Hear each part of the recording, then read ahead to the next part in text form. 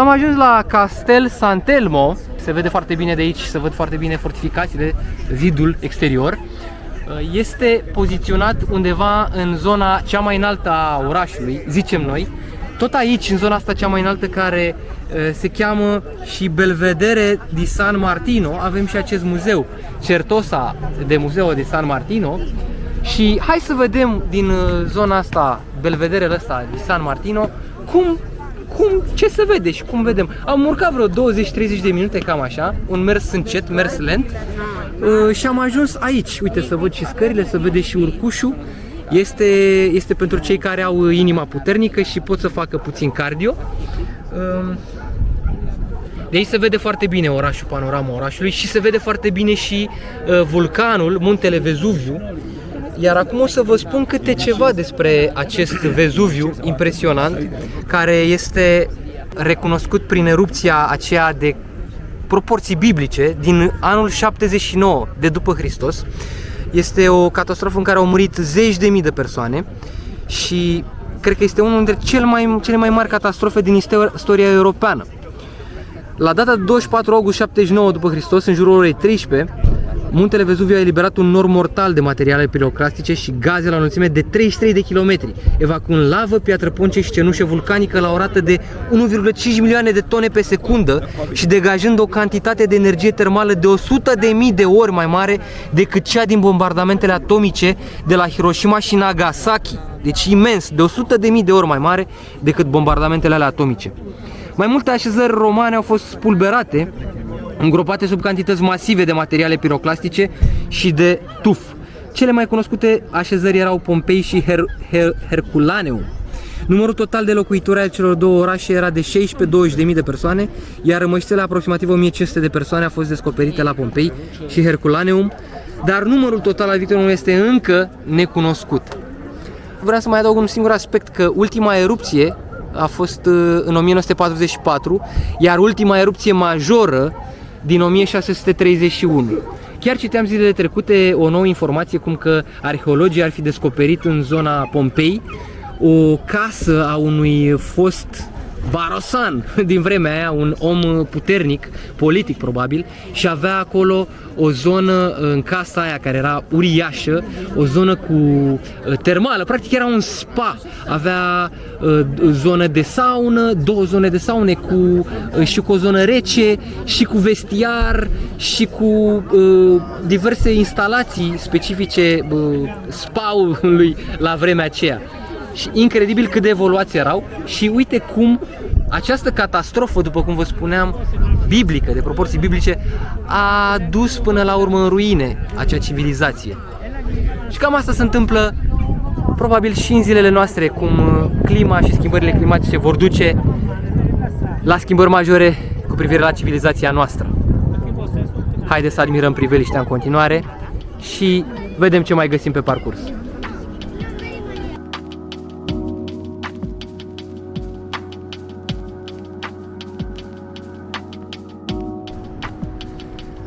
De la vederea aia panoramică superbă, am zis să mai mergem, să ne mai plimbăm prin zona asta de oraș. Orașul de sus, cum s-ar zice. Uite ce loc splendid aici și ce copac superb.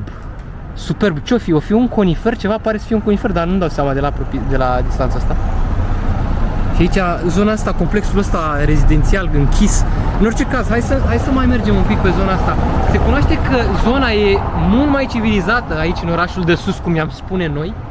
E mult mai curat, mai puțin turiști și pare zonă rezidențială, o zonă selectă, așa cum sunt și în alte orașe mari, unde se știe că de obicei zona înaltă este și zona unde stă lumea mai avută, lumea mai bine, cu un buget mai mare și cu, bineînțeles, cu un standard de viață mai ridicat, cu un standard de locuire mai ridicat. Mai curat este aici, nu vedem atâta, este cât de cât e murdar și pe aici, te zice că nu e, da? Dar nu e la același nivel. Dar nu la același nivel. De Jeghis. Uite, de exemplu, ce terasă superbă acolo. Ce terasă superbă. Splendidă terasă. Și cum i-a amenajat totul. Cum ți se pare treaba asta? E altceva. Ce-ai văzut? Ce-ai văzut? Niște cutii poștale din lemn. Cutii poștale din lemn. Wow, nu știu dacă se vede la cameră Da, foarte interesant. Și uite și sala asta și intrarea cât de tare e.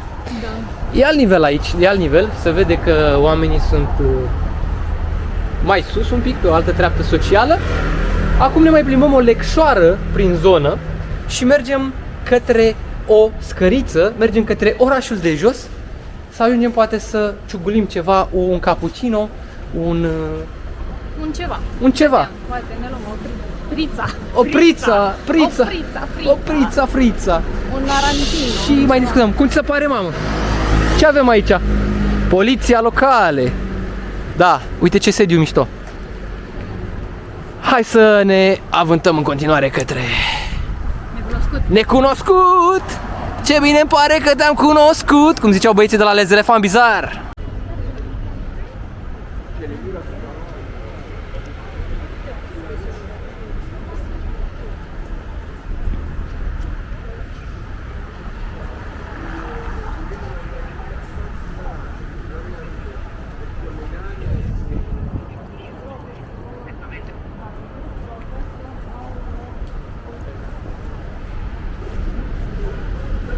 Buongiorno. Buongiorno ragazzi, tutto bene? Vezi că intri în oameni. Tutto bene? Tutto bene și pormă problema. Pormă te rostogolești pe aici, pe scări. No problema. Io sono italiano ferro. Uite ce arhitectură, bă, uite ce detalii, uite cum arată totul, nu mai e scorojit, nu mai ai, uite, chiar și ai filmat și astea, ca în orașele alea civilizate, unde scara, poți să urci cu scara rulantă. Asta e o investiție din partea municipalității, care în felul ăsta ajută oamenii bătrâni sau oamenii cu probleme. Sau cu bagaje. Dar, atenție, asta e zona înaltă. Zona de jos, zona turistică nu are așa ceva. Zona unde suntem noi, ăia sărăcile, nu prea. Dar tot acolo e mai animat, tot acolo e mai frumos, tot acolo mănânci, tot acolo te distrezi, tot acolo bei, tot acolo petreci. Da, acolo este și există zona de metrou acolo? Da, normal. Cum să nu? Da, da. Cum se cheamă nu acces, coborât?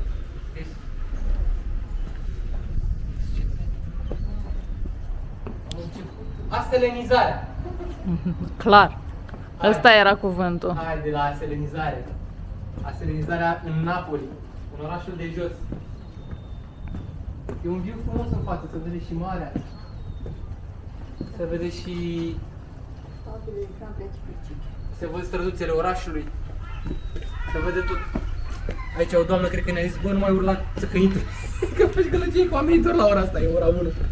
A început și o ploicică scurtă, s-a și oprit între timp. Hai să mergem, să vedem ce mai găsim în orașul de jos. Momentul ăla când strigi la tataia, tataie, bre, mă auzi, bre, mă auzi? Și tataia nu te aude, nu te aude, că gaura urechii e plină de păr. Astea sunt clădirile din de pe străduță, de pe... Chiar e o străduță pe care coborâm în continuare. Și uite căsuțe și pe stânga și pe dreapta, trebuie să am grijă cum calc, pentru că e alunecoasă piatra asta. Dar mi-au sărit în ochi cele două găurele, probabil aerisiri. Sau poate chiar urechile căsuței, deja îmbătrânită, care acum aude mai greu, vede mai greu, dar se menține. Ia uite, altă panoramă. Ia uite ce frumos, ce frumos e aici. Alt Bellevue. Wow, ce superb. Și aici și soarele. Wow, ce soare minunat. Wow, ce soare minunat și ce frumos. O, ce vreme minunată. Dar încolo, ia uite ce norat se vede. Pe mare, pe mare. Da. Se vede norat. Foarte fain. Turbulențe pe mare. Ia uite, cine e acolo? Hai, cine e acolo? Hei! Ăsta e mormântul lui Maradona! Ce aici? Ce-s pietrele astea? Astea sunt niște pietre probabil de la drum, de la... Și Maradona, capul lui Maradona acolo! Maradona, te salutăm! Sperăm că ești într-un loc mai bun decât Tiki-Taka Barcelona!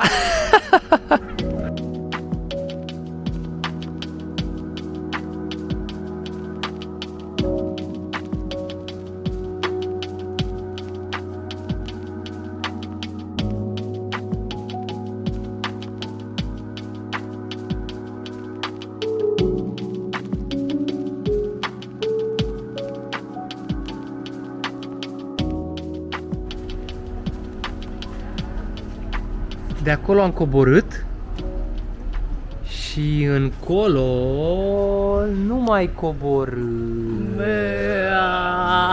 ci doar mergem pe plat, căci ne îndreptăm spre malul mării. Mergem să mâncăm ceva, cum v-am promis, să mâncăm ceva tradițional, vest-european, italian, iberic, ce iberic? Să mâncăm ceva de aici, de la ei, tradițional, napoletanez. Mai băgăm o fiță la pizza, la ceva, vedem. Ceva, niște aperitive O de alea fiță, nebune. mai băgăm o fiță. O fiță la pizza. Fița adiță, era și emisiunea aia super talentată, super șmecheră, nu știu dacă știe cineva de ea, dar... Ia uite ce tare, vezi ce tare e asta. Da, sunt foarte impresionante tipurile astea de, cum ai zis noi, capeluțe. Mamă, cum ai zis că se cheamă asta, nu capeluțe, ai zis tu cumva. Troițe. Troițe, nu troițe. Troițe, un soi de troițe foarte interesante. Sunt foarte multe, uite, iarăși încă una în față. Foarte multe. Uite încă una în față aici. Sunt multe rău, exagerat, exagerat. Exagerează ăștia cu... Terminați-vă odată. Hai să vedem ce găsim de mâncare. Că de foame vorbim mai prostii. Mai prostii, băi. Prieteni, de data asta am ajuns la restaurant. Am ales o altă metodă de selecție a restaurantelor. Pentru că cea cu Google Reviews se pare că a dat fail la seară, am dat greș cu ea. Așa că Oana a zis, hai să mergem pe o altă metodă de selecție care se cheamă Ghidul Michelin. Așa că a făcut o selecție a restaurantelor în baza acestui ghid. Și am ajuns, unde suntem aici, cum se cheamă? Se numește pizzeria Salvo. Salvo. Și pare că pizzele arată puțin mai bine. Și care-i treaba cu pizzeria asta? Are ceva premii, are ceva, e într-adevăr apare... Are premii, pentru că am văzut pe aici prin spate. Uite acolo că scrie Fratellis, premii, nu știu ce, awards pe acolo, awards pe aici, niște premii pentru, probabil pentru pizza și apare în ghidul Michelin, nu? Michelin. Au un ghid în care, mă rog, trec acolo toate restaurantele, mă rog, încercate de ei și cele cu stele Michelin, dar și anumite localuri în care se mănâncă bine. Ok. Care nu stea, dar... Și am comandat 2 pizza la 4 persoane ca să le încercăm. Între timp am băut și niște espresso, niște doppio din alea mititele. Avem acolo o diavola, super diavola, nu? Da, o super diavola. Și avem aici un Carciofie pancetta. carciofie pancetta, care înseamnă Anghinare și panceta este asta și pe aici este fior di latte. Arată binișor. arată binișor și miroase binișor. Partea nașpa este că am stat vreo 40 de minute, am așteptat să ne vină pizza asta. Am turbat efectiv și am turbat real. Era și fomică. Da, mai bine. Asta e un punct negativ, un punct cu minus. O să vedem cum e pizza. Ca design, restaurantul arată foarte fain, e foarte elegant. Uite, asta e restaurantul, ăsta e la interior. Este chiar pe malul, uite că se vede de aici dacă ne uităm, acolo este malul mării. Deci e parcul și peste parc este malul mării. E bine amplasat, e relativ aproape de centru. O să vă spunem prețul undeva, deci 11 euro pizza asta, cafeluța 1,50 euro, apică tot pe acolo, nu știu. Hai să vedem cum e și mai povestim acolo. Mama deja a început. Cum e, mamă? E altceva față de aseară? Carciofii astea? Trebuia să o fi tăiată în 4, ca să împărțim în 4 felii. Asta trebuie să facem. Lasă-mă să mănânce că... Da. Ne descurcăm, da. Hai să aveți poftă. Prieteni dragi, luați cu pâinică, rămâneți aproape și revenim. Ia spuneți-ne părerea dumneavoastră. Ce părere aveți despre această pizza? Este mai bună decât cea pe care am mâncat-o aseară. Aseară e mai bună. Dar tot aluatul ăsta este... Ea e diferit față de ce mă așteptam eu. De la o pizza... Să fie, da, aluatul Cum? napoletan.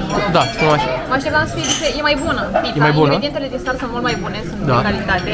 Eu am făcut-o așa, dar mă rog, ai filmat oricum. Da. Arată Este mai fain. bună. Este mai bună. Ingredientele E peste. sunt altceva, e peste. E gustat. Dar aluatul ăsta Îți place? Da, e gustat. aluat napoletan, e mai bun. Între 1 și 3, mamă, câte stele Michelin ai da între 1 și 3? 1 jumate? 1 jumate, mama. Oana, câte stele Michelin? Tot pe acolo. Tot un 1 jumate? Zi, Dani. La fel. Un 1 jumate? Eu nu știu ce să zic. Cea din România. Mai bună cea din România, de la Napolitani, pizza, deja le-am făcut reclamă. Napoletini. O să duc și eu repejor, să văd cum e carciofii ăsta.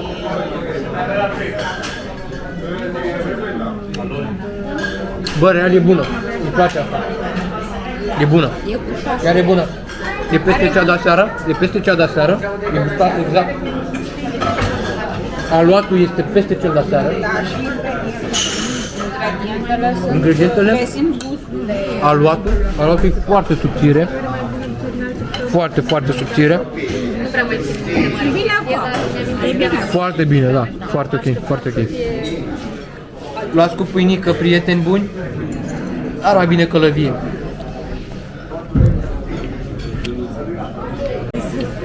Când vine vorba de a mânca pizza, se știe că sunt două tipuri de oameni. Cei care mănâncă și marginea, cei care nu mănâncă marginea, și mai sunt a treia tipologie de oameni, adică eu, cei care mănâncă și marginea celorlalți. Așa că țineți minte, cei care mănâncă și marginea celorlalți vor supraviețui foametei ce va urma în lumea asta.